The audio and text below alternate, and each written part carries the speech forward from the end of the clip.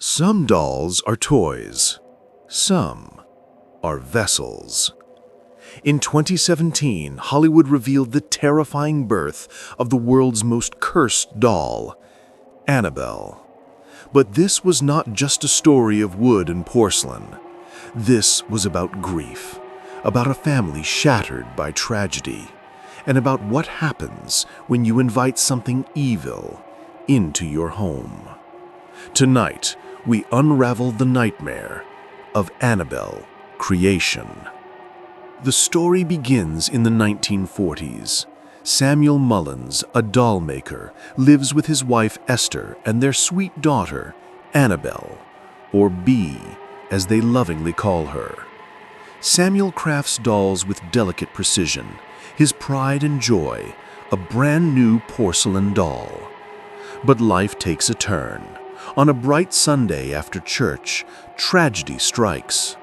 B runs into the road and is hit by a passing car. She dies instantly. The Mullins' happy life is shattered in seconds.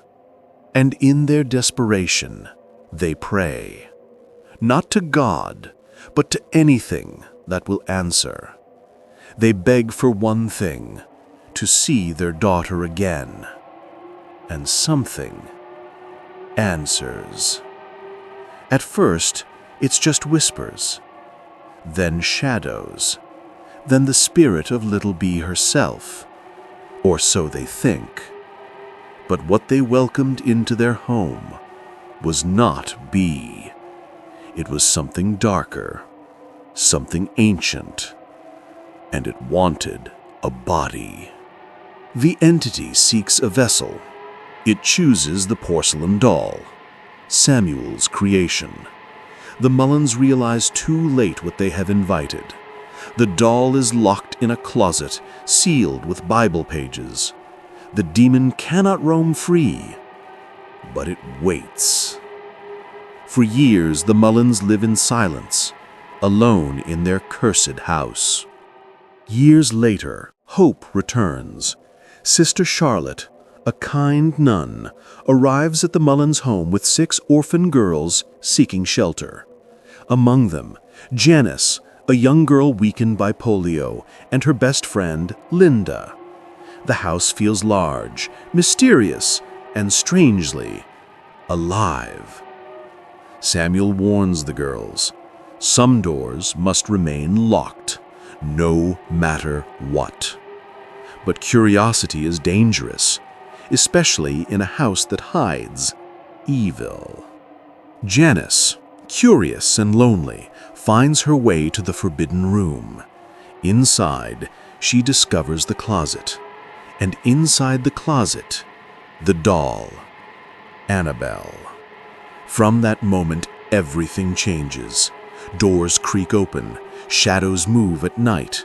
The girls hear footsteps when no one is there. And Janice becomes the demon's target. The demon wants a soul. It lures Janice with promises, manipulates her fears. Late at night, Janice is dragged, tormented, and finally possessed. Her body becomes its new home.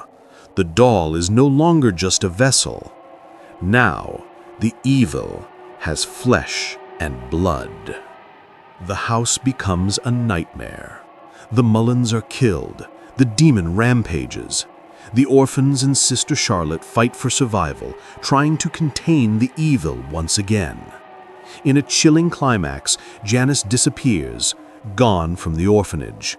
But Annabelle, the doll, remains, waiting, watching. Months later, Janice reappears, adopted by a new family. But she no longer called herself Janice. She called herself Annabelle. Years later, she would join a cult, the very same cult that would summon darkness into the lives of the Warrens in The Conjuring. This was not just a haunting. It was the beginning of a chain of terror that would spread across decades. And so, the doll was born, not just carved from porcelain, but forged in grief, despair, and demonic hunger. Annabelle is not just a story. She is a reminder that some prayers should never be answered.